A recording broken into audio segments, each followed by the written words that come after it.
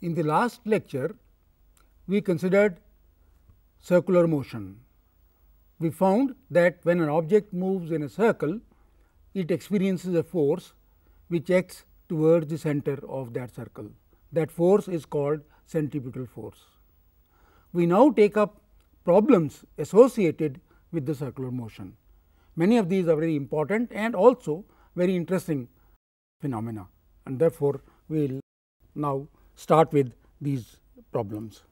A child of mass 25 kilogram is sitting on a horizontal merry-go-round making 6 rounds in 1 minute. If the radius of the merry-go-round is 5 meters, what is the centripetal force experienced by the child? This is straightforward. If you remember the formula 4 pi squared m nu squared r, then you can just plug the numbers and get the force. If you remember the formula, you will get just plug the numbers and you will get the force. If you do not remember, then you can find the velocity in fact, and then mv squared by r you can compute. It makes 6 rounds. So, it covers a distance of 6 times 2 pi r in 1 minute.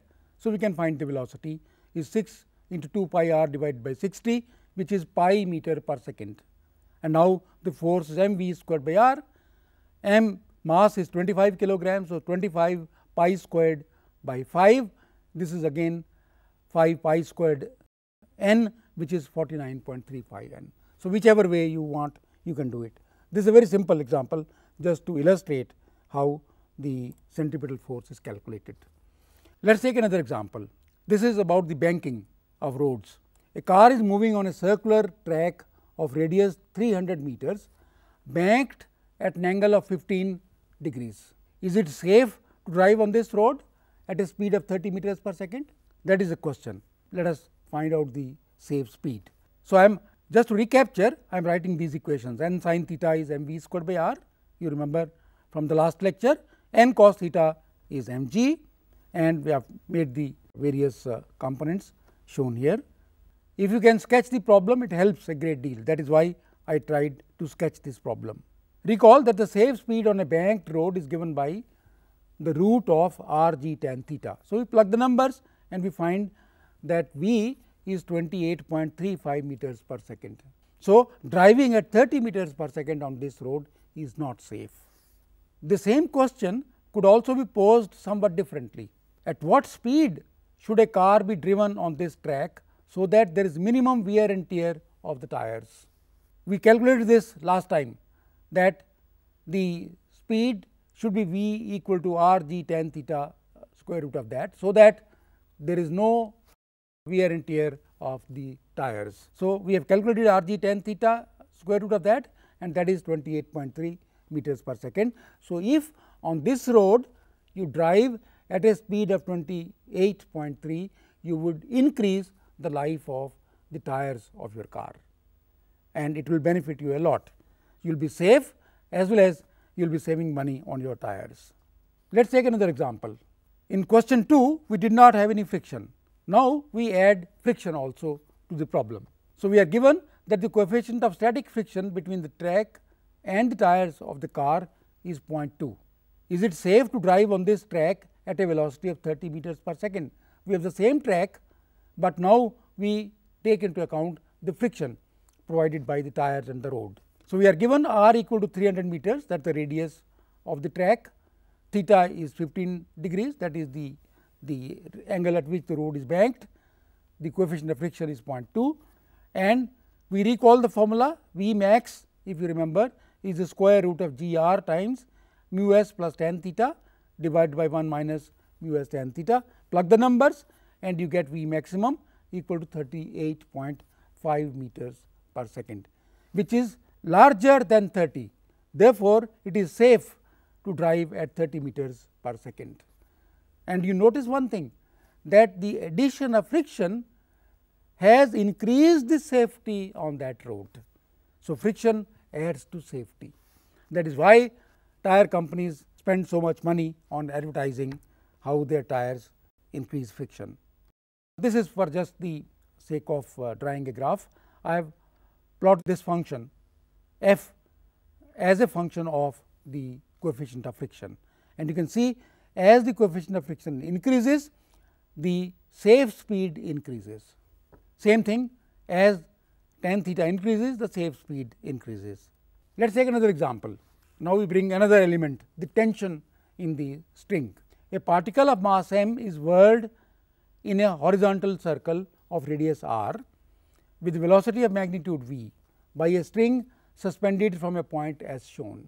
What is the angle that the string makes with the vertical? I have drawn here the figure. This is the string, there is a tension T, this is the object of weight mg, and this tension can be broken up into two components, T cos theta vertical and T sin theta horizontal. And remember that the particle is moving like this, the object is moving like this, therefore, it experiences a force towards the center shown by red arrow. This force is the centripetal force. So, everything is here.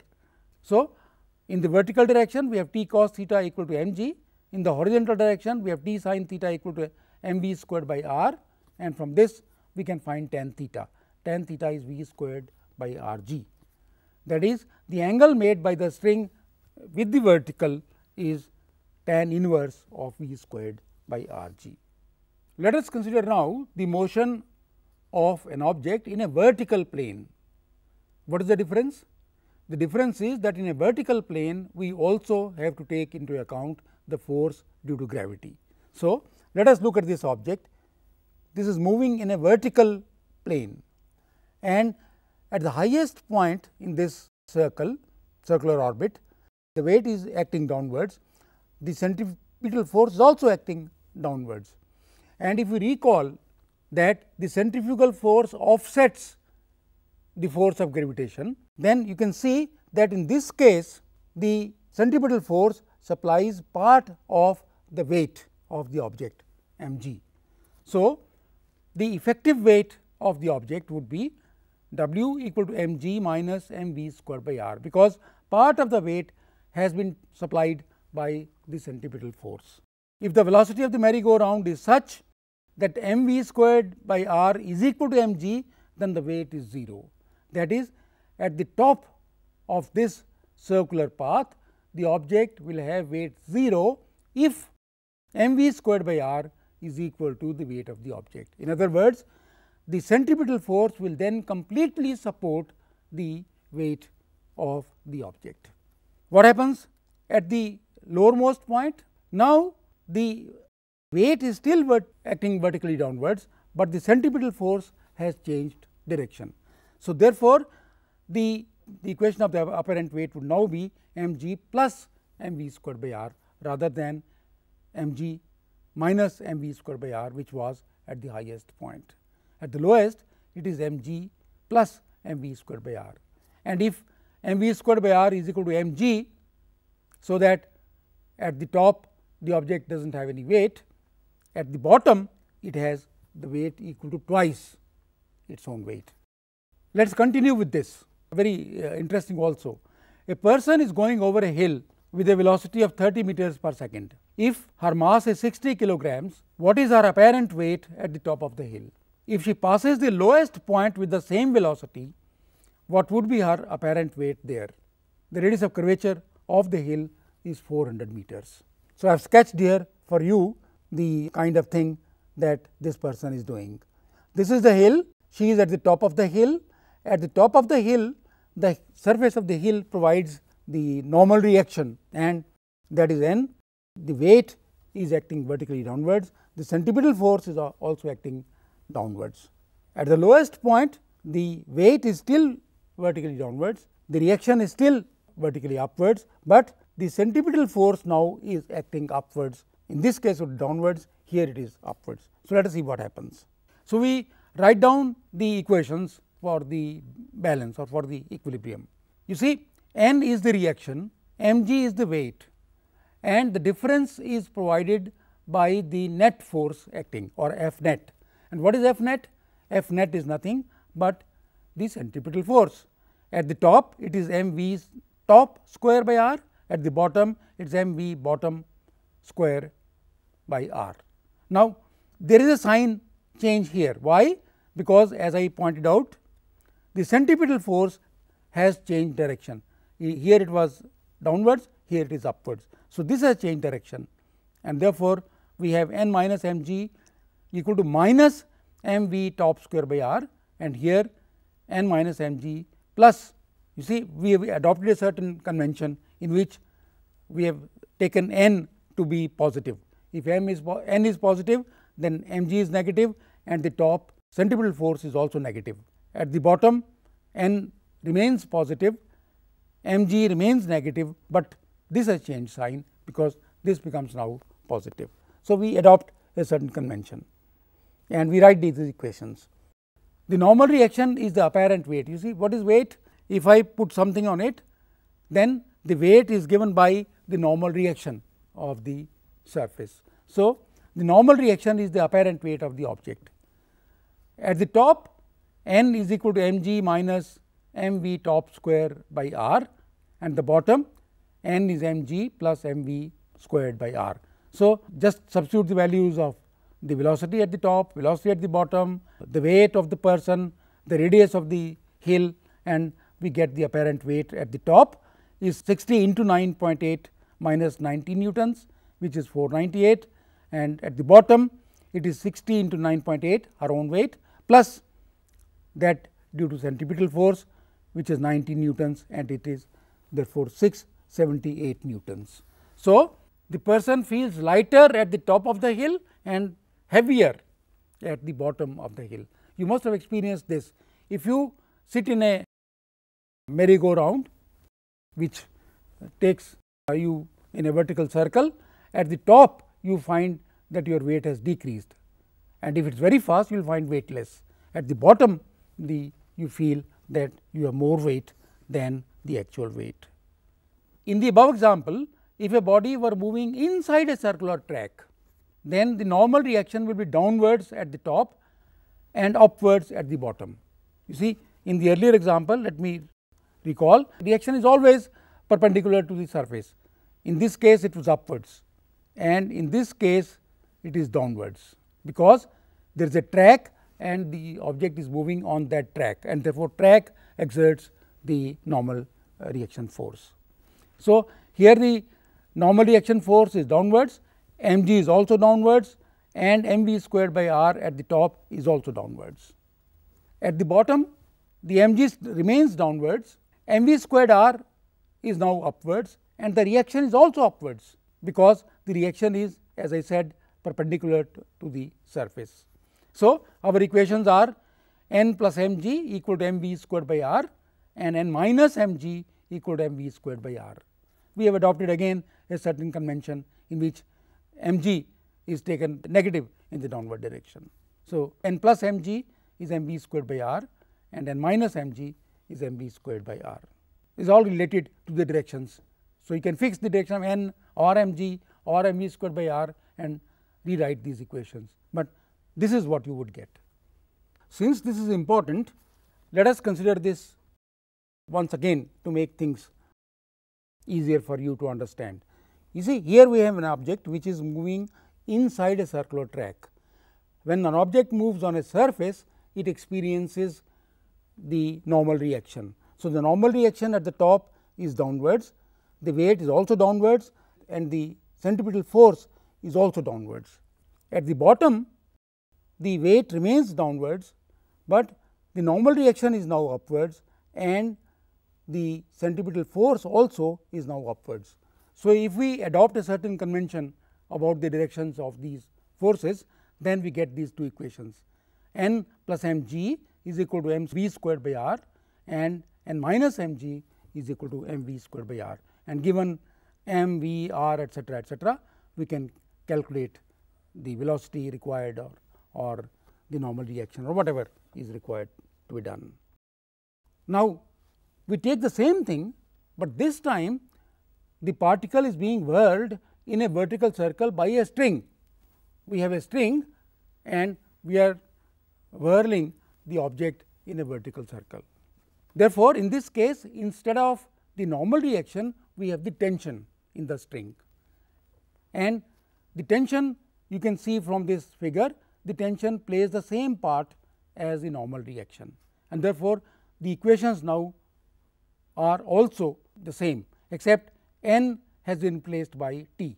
So, we have at the top we have T plus m g equal to m v squared by r, at the bottom we have T minus m g equal to m v squared by r.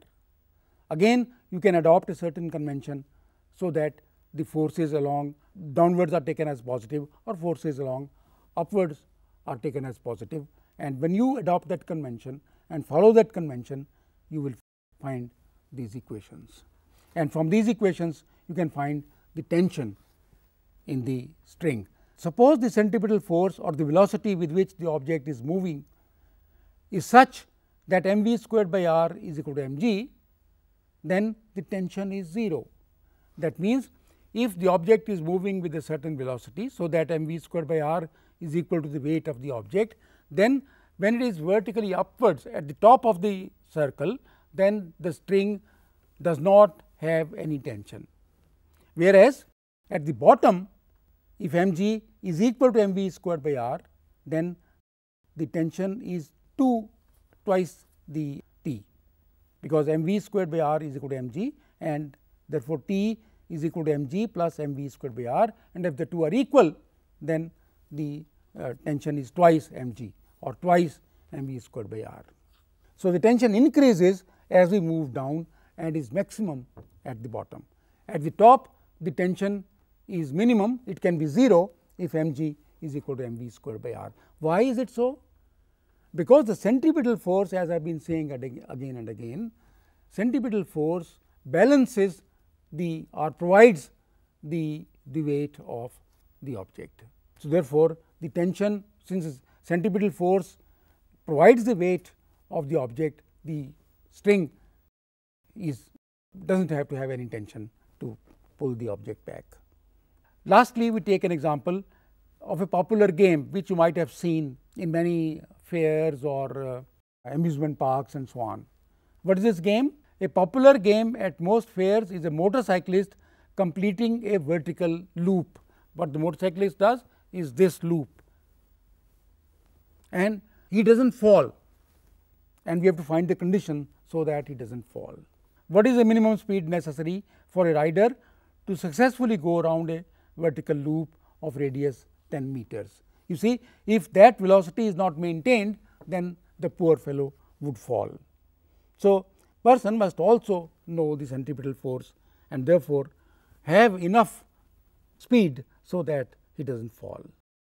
We have derived the above equation n plus m g equal to m v squared by r, where n is the apparent weight, and if v is such that m v squared by r is equal to m g, then the apparent weight is 0. So, if the minimum velocity is such that m v squared by r is m g, then apparent weight of the object is 0, and therefore, it does not fall. You know what is weight? Weight is the attraction due to the earth, and if this weight is apparent weight is 0, that means there is no attraction of the earth at that point. That means the object would not fall. So, the cyclist must know the velocity with which he must perform this loop. At the bottom, of course, the apparent weight will become twice, but that is not important. For him, the important thing is that he does not fall. And when does it happen that he does not fall? That v is such that m v squared by r is equal to m g, and we can find out, given the parameters r and g, we can find out what this velocity should be. So, in this lecture, we have tried to highlight some of the problems associated with the circular motion and how to tackle them. In the next lecture, we shall consider collisions between objects of various sizes and masses. We shall see a few interesting applications of the knowledge that we gain of the collisions.